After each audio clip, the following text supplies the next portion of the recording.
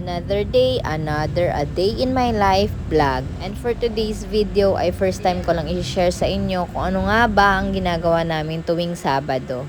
Ang ilan sa inyo ay alam na tuwing Sabado ay pumupunta kami sa simbahan, pero marahil lang iba ay hindi pa.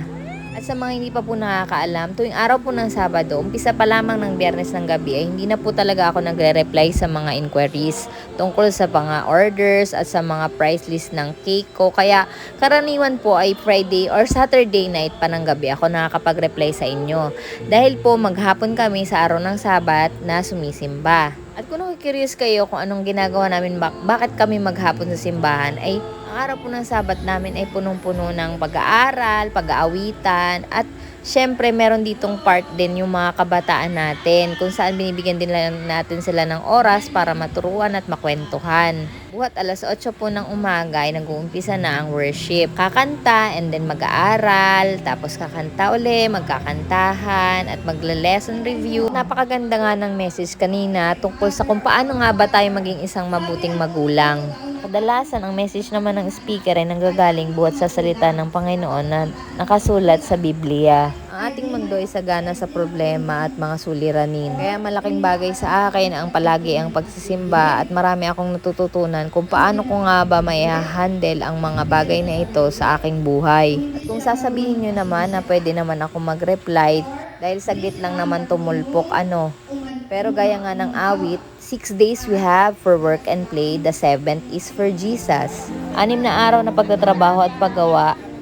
Yung ikapito, bakit nga ba hindi natin ipagkaloob lang yun sa Panginoon? Yung papurihan lang natin siya. At napakaswerte ko rin na tuwing araw ng Sabado ay pahinga ako sa lahat ng isipin, sa pagtatrabaho, sa pagluluto, sa pag-deliver.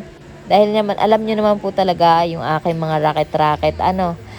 Kaya masasabi kong maswerte ako na yung ikapitong araw ay pahinga at nakafocus lamang ako sa pagsimba. At ito nga pala, hindi ko na na-videohan, tuwing araw din ng Sabado ay dito na rin kami kumakain. Hindi naman lahat ng kapatid ay dito kumakain, pero madami kaming dito na rin kumakain. At pagkatapos nga nun ay kaunting kwentuhan at tawanan. At tuwing hapon ay diretso po ang aming pagpupuri. Dito naman tuwing hapon ay may iba't ibang activity na pinapagawa sa amin. At ito nga ginawa namin kanina ay Bible drill. Minsan naman ay song drill o kaya minsan testimony lang at mga kantahan. At napakasaya nga rin namin sa ginawa naming activity kanina. Kung nakikurious ka at gusto mo rin sumama ay very welcome po kayo dito. At tunay naman talagang nawawala ang isipin ko tuwing araw ng Sabat. At alam nyo ba, ang mga awit na papuri sa Panginoon ay nakakawala din talaga ng stress. Subukan mong makinig ng mga religious song. Talagang mararamdaman mo at minsan nga ay mapapaluha ka pa. At dito nga ay dumiretso kami sa pagbibinyag dahil mayroong ginawang krusada sa Katumbo at mayroong nabinyagan. At ito nga ay pauwi na kami at dito natapos ang aking araw, ang espesyal na araw sa aking buhay. Thank you.